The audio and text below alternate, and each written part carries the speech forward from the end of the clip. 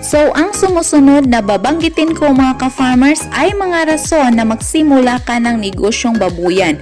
Pero dapat mong i-check ang iyong sarili mga ka-farmers kung mag-fit po ba ito sa inyo. Una, hindi mo kailangan sumunod sa work routine tulad ng tayo ay nagtatrabaho mga ka-farmers.